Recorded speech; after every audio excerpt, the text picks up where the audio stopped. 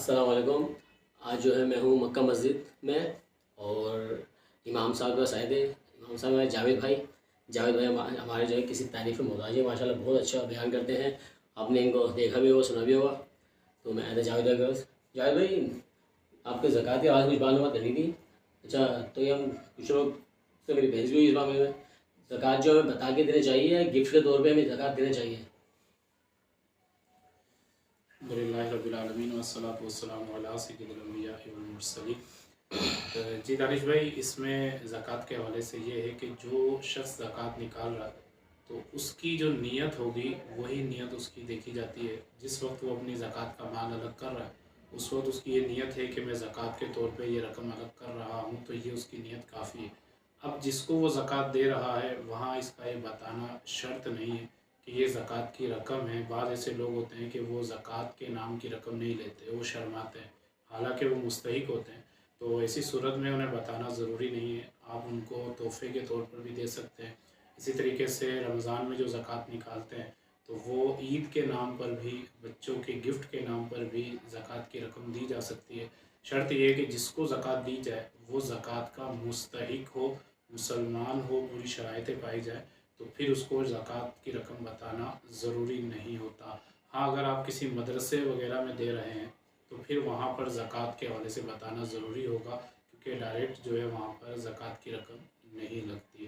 اپنے رشتہ داروں میں جیسے ہمارے یہاں زکوٰۃ کی ایک ترکیب ہوتی ہے دینے کی، تو ان کو بتانا والا ضروری نہیں ہوتا۔ اچھا، یہ بھی سوال ہے، زکوٰۃ جو ہم کس کس کو دے سکتے ہیں؟ کہ جو کہتے ہیں کہ اپنے بہن بھائیوں میں دیکھو، رشتہ داروں میں، پڑوسیوں میں، تو اس کے بارے میں کیا کہیں گے آپ؟ جی، زکوٰۃ دینے کے حوالے سے افضل یہی ہے کہ بندہ اپنے قریبی رشتہ داروں میں پہلے نظر دوڑائے، پہلے اپنے گھر پہ نظر دوڑائے کہ گھر میں اگر اس کا بھائی وغیرہ ہے یا بہن ہے، کوئی قریبی سے قریبی رشتہ دار ہے، اگر وہ مستحقین زکوٰۃ میں تو اسے زکوٰۃ دی جائے گی، اور یہی افضل ہے زکوٰۃ دینے میں۔ اور یہ جو زکوٰۃ کس کس کو دی جائے یہ بھی ایک سوال بنتا ہے۔ تو زکوٰۃ ہر ایک کو نہیں دی جاتی ہے، اس کی شرط یہ ہے کہ اپنی اصل اور فرع کو زکوٰۃ نہیں دی جاتی۔ اصل سے مراد یہ ہے کہ جیسے اس کا والد ہے، یہ اس کی اصل میں آتا ہے، پھر اس کا والد یعنی اس کا دادا ہو گیا، پھر اوپر ایک پورا سلسلہ چلتا ہے۔ اسی طرح والدہ کی طرف سے لیں تو اس کی نانی ہو گئی، پھر نانی کی والدہ، یہ اوپر ایک عورتوں کا سلسلہ چلتا ہے۔ نیچے کی طرف اگر آپ دیکھتے ہیں تو اس کا سگا بیٹا، سگی بیٹی، پھر اس کی جو آگے جو ہے پوری نسل ہے، تو ان کو جو ہے یہ شخص زکوٰۃ نہیں دے سکتا، کیونکہ یہ اس کے اصل اور فرع میں شامل ہوتے ہیں۔ ان کے علاوہ جو افراد مسلمان ہیں، مستحقین زکوٰۃ ہے، ان کو زکوٰۃ دی جا سکتی ہے۔ مثلا سگا بھائی ہے، سگی بہن ہے، اسی طریقے سے اس کا خالو ہے، خالہ ہے، پھپھو ہے، پھپھا ہے، یہ اگر مستحقین زکوٰۃ میں آتے ہیں تو ان کو زکوٰۃ دی جا سکتی ہے۔ ستیلی والدہ ہے، ستیلے بھائی بہن ہے، تو ان کو بھی زکوٰۃ کی رقم دی جا سکتی ہے۔ شرط یہ ہے کہ وہ مستحقین زکوٰۃ میں آتے ہوں۔ اچھا جاوید بھائی، مثال طور پر کسی کے پاس 5 یا 10 لاکھ روپے ہو، ٹھیک ہے نا، یا سال سے زیادہ اس کو رہتا ہے، وہ رقم اس کا رکھی ہے، وہ زکوٰۃ اس پر بنے گی یا اس نے کوئی کاروبار کیا اس 10 لاکھ میں تو اس پروفٹ پہ زکوٰۃ بنے گی؟ زکوٰۃ کا اصول یہ سمجھ لیجیے کہ زکوٰۃ جو ہے پروفٹ وغیرہ کا اس سے کوئی تعلق نہیں ہے۔ اصل یہ ہے کہ بندے کے پاس نصاب کے مطابق مال ہونا شرط ہے۔ اب وہ مال چاہے کیش کی صورت میں ہو، چاہے وہ مال سونا چاندی کی صورت میں ہو، چاہے وہ مال تجارت کے حوالے سے اس کے پاس موجود ہو، اسی طریقے سے پرائز بونڈ اس کے پاس موجود ہو۔ اب جو رقم اس کے پاس موجود ہے وہ اس کی اپنی ذاتی رقم ہے۔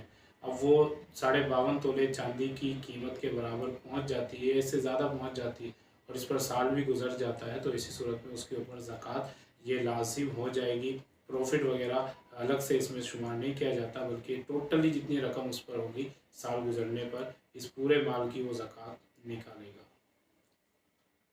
اچھا، کم سے کم مثال سونا کسی کے پاس، تو کتنے تولے پر مگر زکوٰۃ جو ہے فرض ہو جاتی ہے؟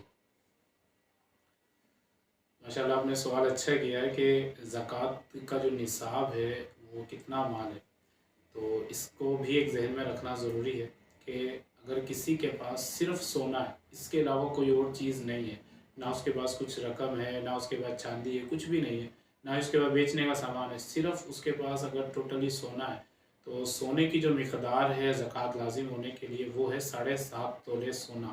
कम से कम 7.5 तोले सोना होना ये ज़रूरी है।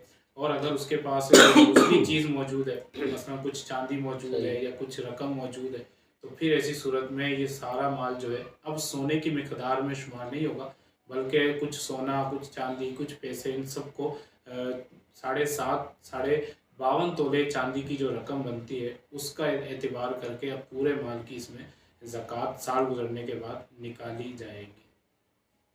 अच्छा, बस मेरा ये आखिरी सवाल था मेरा। अच्छा, जैसे कुछ लोग जो है हर साल जो समझो, अक्सर मैं भी देखता हूँ, शायद आप भी देखते हो कि रमज़ान में ही ज़कात निकालते हैं, क्योंकि ज़कात तो साल के प्रॉफिट की है ना, ज़कात है किसी माल है उसके पास। अब क्या है कि बकरा ईद से बकरा ईद किसी के पास प्रॉफिट हुआ, या माल है, या मुहर्रम से मुहर्रम, तो ज़कात तो समझो उसमें फ़र्ज हो गई। अब लोग अक्सर में ज़कात रमज़ान में ही क्यों देते हैं, इसका ये बताइए कुछ।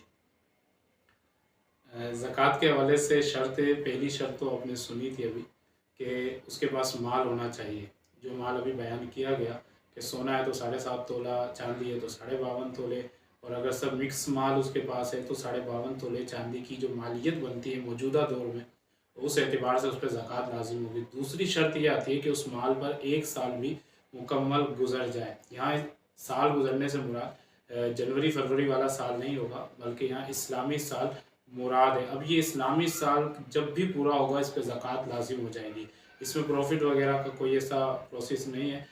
मसलन अगर किसी के पास रबी नूर शरीफ की 12 तारीख को इतना माल आ गया कि वो साहिब निसाब हो जाता है, तो अब जब दोबारा रबी नूर शरीफ की 12 तारीख आएगी तो अब इसका 1 साल मुकम्मल हो चुका, अब इसे ज़कात देना होगी। अब अगर ये रमज़ान, आने वाले रमज़ान का इंतज़ार करता है कि जी रमज़ान आएगा तो ही ज़कात निकालूंगा, जैसे हमारे एक कॉन्सेप्ट है, लोगों के जहनों में बैठ गया है कि जैसे ही रमज़ान होगा तो ज़कात होगी, तो ज़कात के लिए रमज़ान शर्त नहीं है, ज़कात के लिए साल पूरा होना ये शर्त है। अब चाहे उसका कारोबार रमज़ान में चलता हो, चाहे बकरा ईद पर चलता हो, कारोबार चलने से ज़कात का कोई ताल्लुक़ नहीं है। ज़कात का ताल्लुक़ साल पूरा होने पर है। अब ये जिस महीने जिस तारीख को पूरा होगा तो उसे पूरी ज़कात निकालनी होगी। इसमें ये भी ध्यान रखा करें कि जैसे ही माल है उस तारीख को नोट कर लिया जाए कि इस तारीख को मैं साहिब निसाब हो चुका हूँ, तो अब आने वाली जो ये तारीख होगी 1 साल के बाद, तो अब ये ज़कात की अदायगी इस पर लाजिम हो जाएगी। अब बिला वजह अगर ताख़ीर करेगा तो फिर ऐसी सूरत में ये गुनाहगार भी होगा। इसमें एक बेहतर सूरत जो उलमाए किराम ने लिखी है कि जिनको रमज़ान में ज़कात निकालने का शौक़ होता है तो वो एडवांस में ज़कात निकाल सकते हैं। यानी आने वाला जो तारीख है, जो उसकी पूरा साल होगा, उससे पहले जो रमज़ान आएगा तो उस रमज़ान में एडवांस में ज़कात निकाल ले। फिर जब ये साल पूरा हो जाता है अपना हिसाब लगा ले, जितनी उसने रकम निकाली थी अगर वो पूरी हो जाती है तो ठीक है, और अगर कुछ बच जाती है, कुछ ज़कात की रकम रह जाती है, तो फिर उसको बाद में भी निकाला जा सकता है। बहुत बहुत शुक्रिया जावेद भाई। तो आज का जो हमने ब्लॉग बनाया है ज़कात के हवाले से ब्लॉग बनाते हैं, क्योंकि हमारे भाइयों को, हमारी बहनों को इस बात मालूम होना चाहिए। ठीक है, इंशाअल्लाह हम मिलेंगे नई वीडियो के साथ। अपना ख्याल रखिएगा। अल्लाह हाफ़िज़।